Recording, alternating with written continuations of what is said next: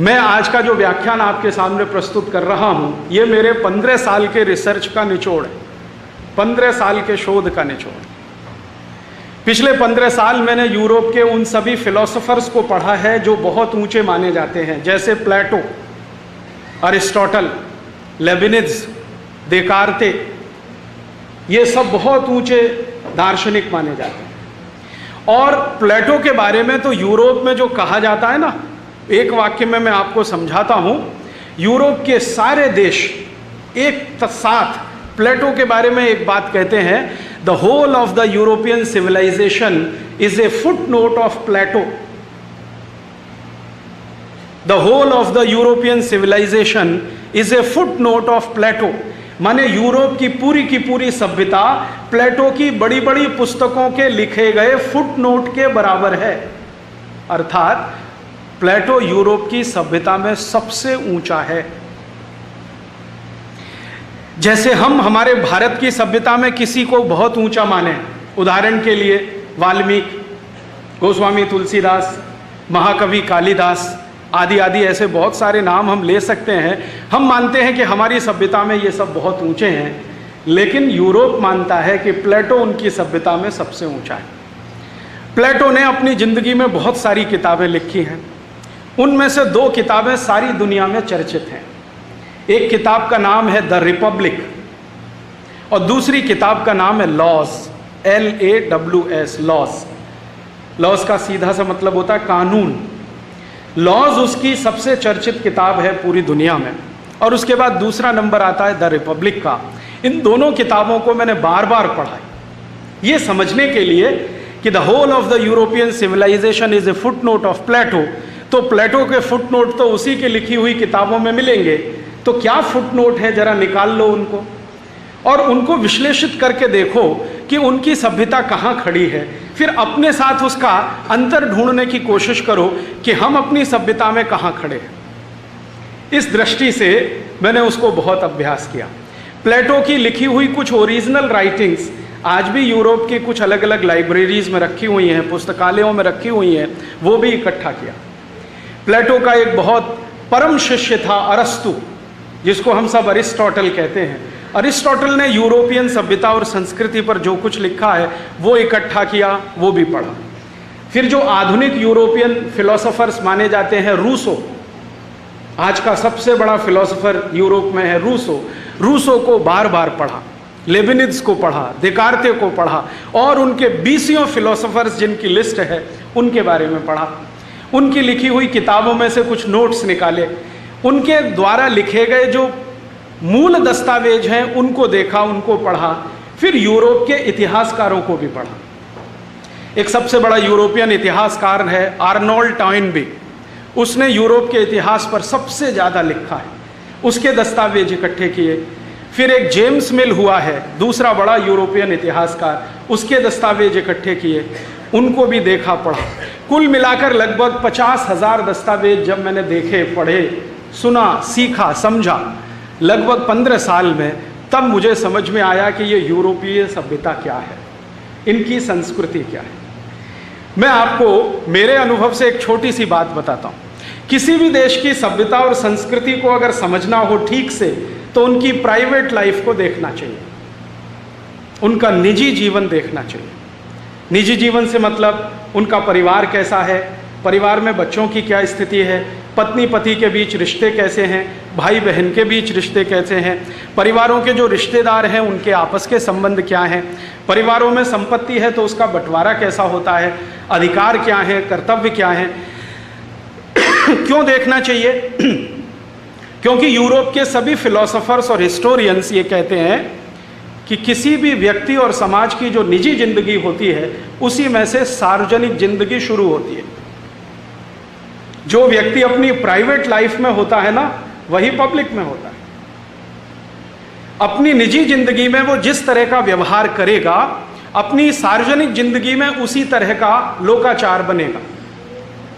जैसे आपको सुनकर बहुत हंसी आएगी, लेकिन ये गंभीर बात पूरे यूरोप में कही जाती है कि यूरोप में ये जो डेमोक्रेसी है ना, प्रजातंत्र, ये 14वीं शताब्दी में आया है। उसके पहले यूरोप में डेमोक्रेसी नहीं है। प्रजातंत्र नहीं है। प्रजातंत्र उनके यहाँ लगभग 600 साल पहले आया। ये जो डेमोक्रेसी है, इसको जब लाया गया तो इसके बारे में सबसे ज़्यादा किताबें लिखी गई हैं यूरोप में, और वो ये बताती हैं कि डेमोक्रेसी निकला कहाँ से। तो वो कहते हैं डाइनिंग टेबल से। और यहाँ पर अगर कोई पॉलिटिकल साइंस का स्टूडेंट होगा तो उसको ये पढ़ाया जाता है भारत में। इस पर सवाल पूछे जाते हैं। 100 नंबर का प्रश्न पत्र आता है, उसमें 20 नंबर का सवाल होता है कि यूरोप का प्रजातंत्र कहाँ से निकला, विस्तार से वर्णन करिए। 20 नंबर का सवाल है BA और MA में। तो उसका उत्तर यह है कि यूरोप का प्रजातंत्र डाइनिंग टेबल से निकला। खाने की मेज से प्रजातंत्र की शुरुआत हुई है। ये सारे फिलोसोफर्स और हिस्टोरियंस इसको मानते हैं। अब खाने की मेज तो निजी जीवन का हिस्सा है, प्राइवेट लाइफ का हिस्सा है, लेकिन डेमोक्रेसी पब्लिक लाइफ का हिस्सा है। तो निजी जीवन में जो आप डाइनिंग टेबल पर करते हैं वो सार्वजनिक जीवन में करने लगें तो उसी को पार्लियामेंट्री डेमोक्रेसी कहते हैं। दुर्भाग्य से हमने इसी पार्लियामेंट्री डेमोक्रेसी को बिना सोचे समझे स्वीकार किया है। गांधी जी इसके बहुत खिलाफ थे, लेकिन गांधी जी को मानने वालों ने गांधी जी की बात मानी नहीं। गांधी जी कहते थे कि अंग्रेजों को विदा किया है तो इनकी अंग्रेजियत को भी विदा कर दो साथ में। इस अंग्रेजियत से हमें कोई लाभ नहीं होने वाला। हमने अंग्रेजों को विदा कर दिया, लेकिन उनकी अंग्रेजियत को संभाल के रख लिया, और उसमें सबसे बड़ी अंग्रेजियत है पार्लियामेंट्री डेमोक्रेसी, संसदीय लोकतंत्र, जो यूरोप में निकला है डाइनिंग टेबल से। ये एक छोटी सी बात है कि डाइनिंग टेबल से डेमोक्रेसी निकली है। इसको समझने में मुझे 2-3 साल लगे और अब बिल्कुल साफ चित्र मुझे दिखाई देता है। मेरे व्याख्यान के बीच में ये आएगा तो आपको समझ में आएगा कि ये संसदीय लोकतंत्र बना कैसे है और आगे बढ़ा कैसे है। मैं शुरू करता हूँ यूरोप के निजी जीवन से, जिसको आप एक बार झांक लें तो उनका सार्वजनिक जीवन आपको समझ में आए। यूरोप के निजी जीवन में शुरू करूं उसके पहले यूरोप की थोड़ा भौगोलिक परिस्थिति के बारे में 2 मिनट आपको बता दूं। वैसे तो आप में से कई लोगों ने यूरोप का प्रवास किया होगा, उसकी भौगोलिक परिस्थिति का अंदाज़ा आपको होगा, लेकिन एक बार आपको फिर से याद आ जाए इस दृष्टि से 2-3 मिनट में कुछ कहता हूँ। यूरोप दुनिया का एक ऐसा खंड है जहाँ साल में 9 महीने सूर्य नहीं निकलता। ये उनकी भौगोलिक स्थिति है। साल में 365 दिन होते हैं और लगभग 300 दिन उनको सूर्य का प्रकाश नहीं मिलता। यूरोप दुनिया का एक ऐसा खंड है जहां पर न्यूनतम तापमान -40 डिग्री सेंटीग्रेड होता है, न्यूनतम तापमान, और अधिकतम तापमान +20, 22, 23 डिग्री सेंटीग्रेड होता है। तो टेम्परेचर का जो वेरिएशन है, तापमान का जो अंतर है, -40 से -20 तक, माने 60 डिग्री का अंतर है। इसकी जरा कल्पना करें। इसका मतलब क्या है? अगर -40 डिग्री तापमान होगा तो वहां वातावरण में बर्फ ही बर्फ गिरेगी, क्योंकि आप जानते हैं कि जब 4 डिग्री के नीचे तापमान जाना शुरू होता है तो पानी बर्फ बनना शुरू होता है। झीलों में, नदियों में, तालाबों में, सब जगह पानी बर्फ हो जाता है। कभी कभी आपने सुना होगा चुरू का तापमान 0 डिग्री आ जाता है राजस्थान में, तो आसपास की सब नदियां जम जाती हैं, बर्फ ही बर्फ। अगर 0 डिग्री तापमान में चुरू और आसपास के तालाबों में बर्फ जम जाती है तो -40 डिग्री में यूरोप में क्या होता होगा? कल्पना करो। पानी की एक बूंद भी कहीं नहीं होती है, सारा पानी बर्फ के रूप में जमा रहता है। नलों में भी पानी नहीं आता है, पानी की जगह बर्फ ही बर्फ रहती है। सड़कों पर बर्फ गिरती है, मैदानों में बर्फ गिरती है, और बर्फ ऐसे गिरती है जैसे हमारे यहाँ रिमझिम बारिश होती है, ऐसे ही बर्फ गिरती है। रात रात भर बर्फ गिरती है, दिन दिन भर बर्फ गिरती है, कभी कभी 10 दिन लगातार बर्फ गिरती है, 15 दिन लगातार बर्फ गिरती है। बर्फ गिरते गिरते 10 फीट ऊंची हो जाती है। तो वहाँ की सरकारों के पास एक ही सबसे बड़ा काम है कि बड़े बड़े बुलडोजर लाना और उस बर्फ को तोड़कर सड़कों को साफ कराना। ये उनका सबसे बड़ा काम। यूरोप में जो परिवार होते हैं, उनमें जो घर बनाए जाते हैं, सामान्य रूप से सभी घरों में 2 दरवाजे लगाए जाते हैं। एक दरवाजा तो सड़क पे खुलता है, दूसरा छत पे खुलता है। ये छत वाला दरवाजा तब इस्तेमाल किया जाता है जब सड़क पर 10 फीट बर्फ जम जाती है, तो छत की ऊंचाई के बराबर बर्फ आ जाती है, तो छत से कूद के सड़क पे जाते हैं और चलते हुए अपने काम पे चले जाते हैं। कई बार यूरोप में ये नज़ारा होता है कि बर्फ के नीचे गाड़ियां दब जाती हैं, बर्फ के नीचे सब कुछ दब जाता है। मैदानों में, खेतों में, खलिहानों में, हर जगह बर्फ ही बर्फ, बर्फ ही बर्फ। जब इतनी बर्फ उनके यहाँ 9 महीने रहती है तो कुछ असर तो करेगी। आप जानते हैं बर्फ ठंडी होती है, आदमी को भी ठंडा बना देती है। बर्फ कठोर होती है, आदमी को भी कठोर बना देती है। बर्फ में दया प्रेम करुणा नहीं होता, आदमी भी दया प्रेम करुणा से रहित हो जाता है, क्योंकि बर्फ का जो गुण धर्म है वो आप में आना स्वाभाविक है, क्योंकि आप साल के हर 9 महीने उस बर्फ के साथ रहते हैं। और ये आज से नहीं है, यूरोप में हजारों साल से चल रहा है। अब हजारों साल से बर्फ के बीच में रहते हुए लोग वैसे ही हो गए जैसी बर्फ है। आगे, अगर आप कल्पना करें कि साल के 9 महीने खेत खलिहानों में बर्फ जमी हुई है तो वहां घास का तिनका भी नहीं उग सकता, क्योंकि घास को भी उगने के लिए सूर्य के रोशनी की और गर्मी की जरूरत होती है। सूर्य की गर्मी ना मिले तो बीज भी अंकुरण नहीं होता, कितना भी अच्छे से अच्छा बीज डालो। और आप जरा दूसरी कल्पना करें कि जब बर्फ सैकड़ों सैकड़ों साल से, हजारों साल से जमती आ रही है तो मिट्टी कैसी होगी? पत्थर जैसी, क्योंकि जैसी बर्फ होगी कठोर कड़क, वैसी मिट्टी होगी। तो मिट्टी वहां की एकदम कठोर है, पत्थर जैसी। और जिन देशों में साल में 9 महीने सूर्य का प्रकाश नहीं मिलता, उन देशों में प्रकृति की वाष्पीकरण की क्रिया नहीं होती। आप जानते हैं सूर्य हमारे जीवन का केंद्र है, और वो जीवन का केंद्र सरल भाषा में ऐसा कि सूर्य का प्रकाश जब जमीन पर गिरता है तो जमीन का बहुत बड़ा हिस्सा जो महासागर है, पानी से डूबा हुआ है, उस पर सूर्य के प्रकाश की किरणें पानी को वाष्पीकरण में मदद करती हैं, और यही पानी वाष्पीकृत होकर ऊपर आसमान में जब जाता है तो संघनित होकर बादल में बदल जाता है, और ये बादल के आसपास जब कम दबाव का क्षेत्र बनता है तो वही पानी बूंद के रूप में टपक जाता है। आप जानते हैं बारिश तो साल में 3 महीने होती है, लेकिन इस 3 महीने की बारिश को करने के लिए 9 महीने की प्रक्रिया चलती है। बच्चे का जन्म तो एक ही दिन में, कुछ सेकंड में हो जाता है, लेकिन उसको गर्भ में बड़ा करने की प्रक्रिया पूरे 9 महीने चलती है। ऐसे ही प्रकृति है। तो अब 9 महीने की वाष्पीकरण की प्रक्रिया चलेगी तो बारिश होगी। बारिश होगी तो पीने का पानी हमको मिलेगा, पेड़ पौधों को मिलेगा। और अगर वाष्पीकरण की क्रिया ही नहीं होगी तो बारिश कहाँ से होगी? बारिश नहीं होगी तो ना आपको पीने को मिलेगा पानी, ना पेड़ पौधों को मिलेगा, और पेड़ पौधों को पानी नहीं मिलेगा तो उनकी बढ़त नहीं होगी। इसलिए यूरोप में खेती नहीं होती अच्छी, क्योंकि अच्छी खेती के लिए 3 चीजें आवश्यक हैं। एक तो सूर्य का प्रकाश, दूसरा शुद्ध पानी, और तीसरी मिट्टी में नमी और मिट्टी की कोमलता। यूरोप में ये तीनों ही चीज नहीं है, तो उनके यहां खेती कभी भी अच्छी नहीं होती, आज भी नहीं होती। और वहां के नागरिक जब खेत में हल चलाते हैं ना, वैसे तो अच्छी खेती है नहीं, लेकिन जो भी थोड़ी बहुत 3 महीने खेती होती है तो हल चलाना पड़ता है। तो कल्पना करो कि मिट्टी एकदम पत्थर जैसी है, उसको तोड़ने के लिए बैलों की मदद से हल नहीं चल सकता, या जानवरों की मदद से हल नहीं चल सकता। इसलिए उनको झक मार के ट्रैक्टर बनाना पड़ा, और ट्रैक्टर भी पहले उन्होंने 2-4 हॉर्स पावर का बनाया, वो काम नहीं आया।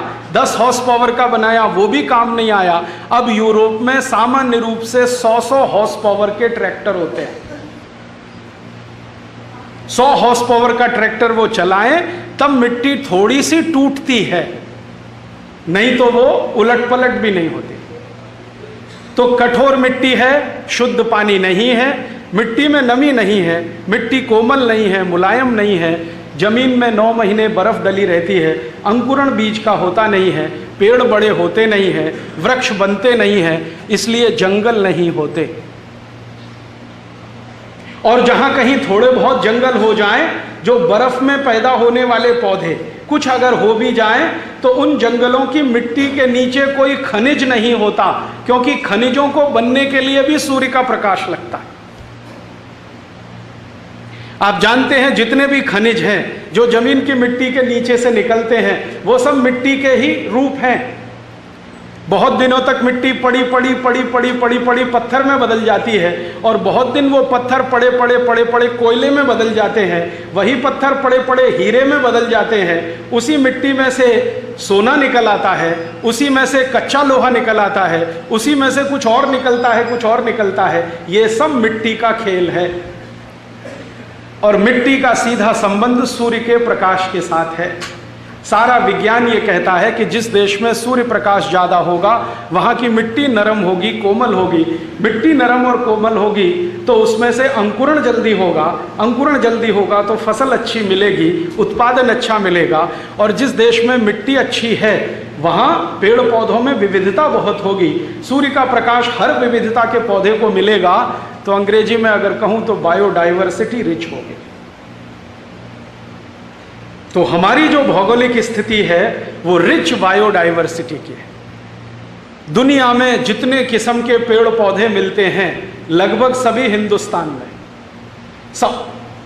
अगर आपको बर्फ वाले पेड़ पौधे देखने हो तो जम्मू कश्मीर चले जाइए, रेगिस्तानी पेड़ पौधे देखने हो तो जैसलमेर चले जाइए, समशीतोष्ण जलवायु के पेड़ पौधे देखने हो तो हाड़ौती में घूम आइए, और समशीतोष्ण जलवायु के पेड़ पौधे देखने हो मध्य प्रदेश चले जाइए, छत्तीसगढ़ चले जाइए, झारखंड चले जाइए। और बिल्कुल आपको पहाड़ी पेड़ पौधे देखने हो तो आप आसाम, नागालैंड, मिजोरम, मणिपुर चले जाइए। सब तरह के पेड़ पौधे यहाँ मिलेंगे, क्योंकि सब तरह की भौगोलिक परिस्थिति यहाँ है।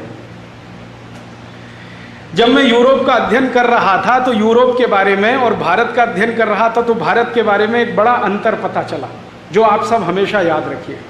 यूरोप में सिर्फ 2 ही जलवायु होती हैं, 2 ही मौसम हैं, एक ठंड और एक भयंकर ठंड। तीसरी कोई जलवायु नहीं है। एक तो ठंड होती है और एक भयंकर ठंड होती है। ठंड होती है माने जब तापमान 0 डिग्री के आसपास है, और भयंकर ठंड जब 0 के नीचे जाने लगता है। तीसरा कोई मौसम नहीं है। भारत में आप जानते हैं 16 तरह की जलवायु है और 16 तरह के मौसम। अंग्रेजी में एक शब्द आजकल बहुत इस्तेमाल किया जा रहा है, क्लाइमेट जोन्स। दुनिया में अभी तक गिने हुए कुल क्लाइमेट जोन 16 हैं, और भारत में सबके सब मौजूद हैं। संपूर्ण भारत का प्रवास कर लीजिए तो आपको 16 क्लाइमेट जोन्स दिखाई दे जाएंगे। अगर आपको स्विट्जरलैंड, डेनमार्क, नॉर्वे का क्लाइमेट जोन देखना हो तो आप चले जाइए जम्मू कश्मीर, हिमाचल प्रदेश, उत्तरांचल, आपको दिख जाएगा। अगर अफ्रीका के सहारा रेगिस्तान का क्लाइमेट जोन देखना हो तो चले आइए राजस्थान, वो आपको दिख जाएगा। अगर आपको ऑस्ट्रेलिया, न्यूजीलैंड वाला देखना हो, वो हिंदुस्तान के नॉर्थ ईस्ट में दिखाई दे जाएगा। अगर आपको मध्य पूर्व देशों का, सऊदी अरब, बहरीन, कुवैत, ओमान, संयुक्त अरब अमीरात का देखना हो तो वो इसी देश में आपको दिख जाएगा। माने 16 क्लाइमेट जोन देखने के लिए भारत के बाहर जाने की ज़रूरत नहीं है, सब यहाँ है। और थोड़ा ज़्यादा माइक्रो लेवल पे देखेंगे तो सारे के सारे 16 क्लाइमेट जोन आपको राजस्थान में ही दिखाई दे जाए। सारी दुनिया में भारत की प्रशंसा हो रही है। उसमें एक बहुत बड़ा जो आधार है कि भारत में सभी तरह का मौसम है। और भारत में अगर हम देखें तो राजस्थान में सभी तरह का मौसम है। ठंड के दिनों में चुरू देख लो, गर्मी के दिनों में जैसलमेर देख लो, और कभी कभी तो कोटा भी दिखा देता है, 50 डिग्री के आसपास पहुंच जाता है। सहारा रेगिस्तान का तापमान यहाँ अनुभव आप कर सकते हैं। सबका सब मौसम यहाँ है। ये कोई भगवान की विशेष कृपा है, वरना यूरोप के देश इसके लिए तरसते हैं। मैंने यूरोप में देखा कि 9 महीने तो सूर्य निकलता नहीं, जो गलती से किसी दिन सूर्य निकल आया तो वो सब पागल हो जाते हैं, और इतने पागल हो जाते हैं कि कपड़े उतार के फेंक देते हैं सब, और नंग धड़ंग खड़े हो जाते हैं सूरज की धूप लेने के लिए और चिल्लाते हैं good morning good morning good morning, अच्छी सुबह अच्छी सुबह अच्छी सुबह, क्योंकि सूर्य दिख गया। भारत में तो every morning is good morning. आप बताइए कौन सा दिन है जो आपको सूर्य नहीं दिखाई देता? साल में 365 में 4-5 दिन ऐसे आएंगे जो शायद सूर्य दिखाई ना दे, लेकिन पूरे दिन वो भी नहीं। 2-4 घंटे नहीं दिखेगा तो फिर 1 घंटे दिख जाएगा, और 2-4 घंटे नहीं तो फिर 1 घंटे दिख जाएगा। Every morning is good morning, तो हम एक दूसरे को गुड मॉर्निंग क्यों बोले? उनकी तो मजबूरी है कि उनको कोई अच्छी सुबह मिलती नहीं देखने को, तो वो एक दूसरे को विश करते हैं कि गुड मॉर्निंग। लेकिन हमें तो हर सुबह इतनी अच्छी है कि सूर्य की पहली किरण हमारे ही देश में पड़ती है। सारी दुनिया इस बात को जानती है कि सूर्य की पहली किरण भारत में ही पड़ती है, और ये भी है सूर्य की आखिरी किरण भी भारत में पड़ती है।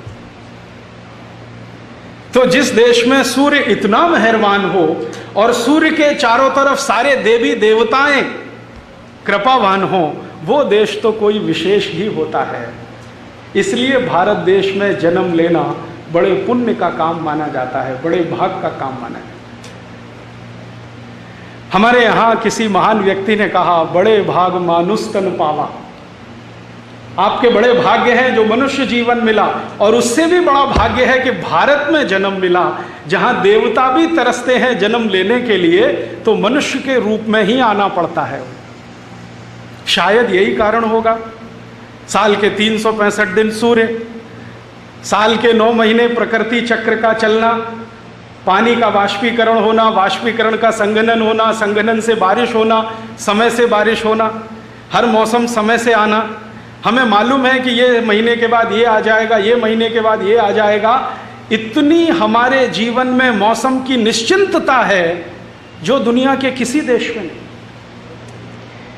अमेरिका और यूरोप के नागरिकों से बहुत बार संवाद करते हुए मुझे जो बार बार सुनने को मिला है वो पता है क्या है? वो कहते हैं यूरोप और अमेरिका में 3 W अनिश्चित हैं, जिन पर कभी भरोसा नहीं होता। एक तो है वेदर, कभी भरोसा नहीं क्योंकि निश्चित ही नहीं है। दूसरा है वाइफ, कुछ पक्का नहीं है, सवेरे आई है शाम को चली जाएगी, सवेरे शादी हुई है शाम को तलाक हो जाएगा।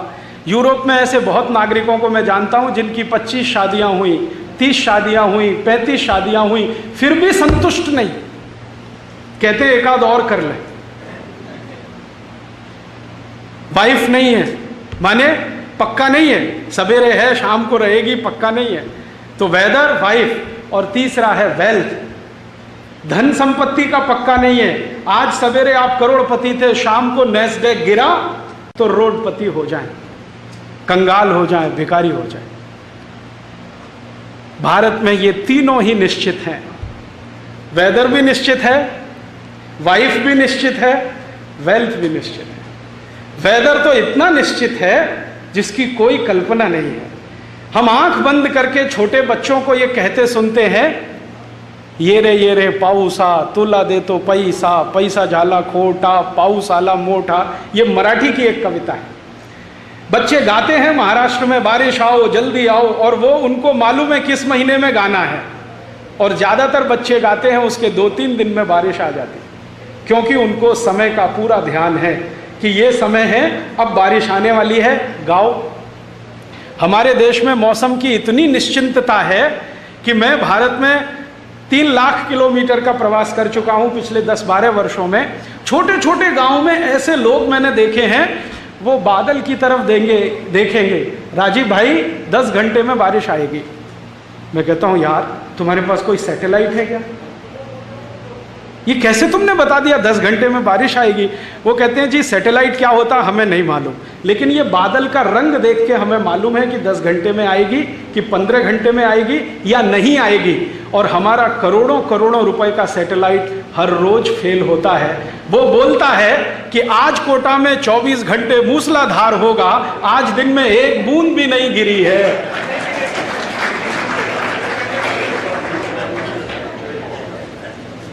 एक बूंद गिरी है कोटा में? आज के सवेरे के सब अखबार उठा के देख लो, फ्रंट पेज पे न्यूज है कि अगले 24 घंटे कोटा में मूसलाधार बारिश होगी, एक बूंद भी नहीं गिरी है। इसका माने सब सैटेलाइट फेल। एक एक सैटेलाइट 400 करोड़ का बनता है, वो फेल है। और यहां गांव में रहने वाला साधारण गरड़िया जो बकरी चराता है, वो आसमान देख के बता देता है कि 10 घंटे में बारिश आएगी, 15 घंटे में आएगी। हमारे लोग इतने होशियार और अक्लमंद हैं कि बकरी के लक्षण देख के बता देते हैं बारिश आने वाली है। एक बार मध्य प्रदेश में मैं गया, एक छोटे से गांव में। आदिवासी हम कहते हैं उनको, आदिवासी तो हम सभी हैं, वास्तव में वो वनवासी हैं, जंगल में रहते हैं। हम शहरों में रहते हैं, वो जंगल में रहते हैं। वो वनवासी हैं, आदिवासी तो हम सब हैं। तो एक गांव में मैं गया और उनसे मैंने पूछा, भाई इस साल मौसम कैसा है? ये 3 साल पहले की घटना है। इस साल मौसम कैसा है? तो सरपंच ने थोड़ी देर ऐसे देखा एक पेड़ की तरफ, 15 मिनट के बाद कहा कि मौसम इस बार सामान्य है। मैं पूछा कैसे? तो उसने कहा, ये पेड़ देख रहे हो ना, इसमें कोयल का घोंसला देख रहा हूं। अगर कोयल का घोंसला पेड़ के ऊपर के हिस्से में है तो समझ लो सूखा पड़ेगा, और बिल्कुल नीचे के हिस्से में है तो समझ लो भयंकर बारिश होगी। इस बार कोयल ने बीचों बीच घोंसला बनाया है तो बारिश सामान्य होगी। मैं चला आया और सच में उसकी भविष्यवाणी साबित हुई। उस साल बारिश सामान्य ही हुई। ऐसे ही एक गांव में गया, आसाम के पास एक गांव में गया व्याख्यान देने के लिए। तो वहां के एक व्यक्ति को पूछा, भाई मौसम कैसा है? तो उसने कहा, राजीव भाई इस बार चींटियां जो है ना ज्यादा भोजन इकट्ठा कर रही हैं, मुझे लगता है बाढ़ आने वाली है। क्योंकि चींटियों का स्वभाव भोजन इकट्ठा करने का नहीं है। मुझे ऐसा लगता है बाढ़ आने वाली है। और उस साल सच में आसाम में बाढ़ आई और लाखों लोग उसमें प्रभावित हुए। हमारे लोगों को इतना हुनर और ज्ञान कि चींटी को देख के बता दें कि बारिश कैसी होगी, पक्षियों के घोंसले देख के बता दें बारिश कैसी होगी, जानवरों के व्यवहार का परिवर्तन देख के बता दें बारिश कैसी होगी। इसका अर्थ एक ही है कि यहाँ मौसम बहुत निश्चित है, और जब हर चीज निश्चित होती है तो सिम्टम्स परफेक्ट होते हैं, उसमें वेरिएशंस नहीं होते। यूरोप में ऐसा कुछ भी निश्चित नहीं है। वेदर तो बिल्कुल निश्चित नहीं। भारत और यूरोप का अंतर अभी शुरू हो रहा है। वेदर बिल्कुल निश्चित नहीं है। वाइफ, यूरोप में तो वो सोच ही नहीं सकते हैं कि एक पत्नी के साथ कभी एनिवर्सरी मनाने को मिले। हाँ, आपको सुनकर ताज्जुब होगा, यूरोप में ये जो मैरिज एनिवर्सरी है ना, ये इस बात के लिए है कि आपको बड़ी शुभकामनाएं कि एक के साथ साल भर टिक गए आप। साल भर टिक गए, बड़ी भारी शुभकामनाएं। नहीं तो साल भर भी कोई टिकता नहीं एक के साथ। और यूरोप में अगर आप कुल जनसंख्या को जोड़ेंगे, परिवारों को जोड़ेंगे, तो मुश्किल से 1 या 1.5% लोग हैं जिनकी सिल्वर जुबली हुई है 25 साल, 1-1.5%। गोल्डन जुबली वाला शायद % भी ना मिले। लेकिन भारत में जैसे वेदर पक्का है ना, वैसे वाइफ भी पक्की है। मैं आपको पिछले 15 साल का घूमने का तजुर्बा बताता हूं। भारत की महिलाएं पुरुषों की तुलना में 200% ज्यादा वफादार होती हैं पुरुषों की तुलना। पुरुष तो कभी भी भटकता है, कभी कभी उसकी स्थिति कुत्ते से भी बदतर होती है। लेकिन महिलाएं जो है ना, पत्नी, वो 200%, 300%, कभी कभी 500% वफादार होती है। मैंने इस देश में हजारों पत्नियों को देखा है, 1-2 नहीं, क्योंकि मैं चिकित्सा भी करता हूं होम्योपैथी की। तो मेरे पास बहुत सारे पेशेंट आते हैं जिसमें पति विकलांग हो गया शादी के 3रे दिन, और पत्नी ने अभी तक उसको छोड़ा नहीं। ऐसे मेरे पास 1-2 नहीं, हजारों पेशेंट की लिस्ट है। ऐसे मेरे पास बहुत लोग हैं जिनको टांग टूट गई, जिंदगी भर के लिए चली गई, टांग कट गई, हाथ कट गया, अंगूठा कट गया, कुछ हो गया, अंग भंग हो गया, पत्नी ने छोड़ा नहीं। और ऐसे मेरे पास बहुत पेशेंट हैं, उनके नाम तो नहीं बता सकता, कि पुरुषों में पूरी नपुंसकता है, बच्चा पैदा करने में असमर्थ हैं, फिर भी उनकी पत्नी उनको छोड़ती नहीं। तो भारत की वाइफ, पत्नी 200%, 500%, 1000% कुछ होता हो, एकदम पक्की, आसानी से नहीं छोड़ती। और इतना ही नहीं है, वो तो कहती है जी 7 जन्म का साथ है अब तो, ऐसे कैसे छूट जाएगा। तो यहां वेदर भी पक्का है, वाइफ भी पक्की है, और वेल्थ भी पक्की है। धन संपत्ति के बारे में हमारे देश में एक बहुत महान बात कही गई है, हमारे देश में ही कही गई है, दूसरे किसी देश में मैंने नहीं ये सुनी ना पढ़ी।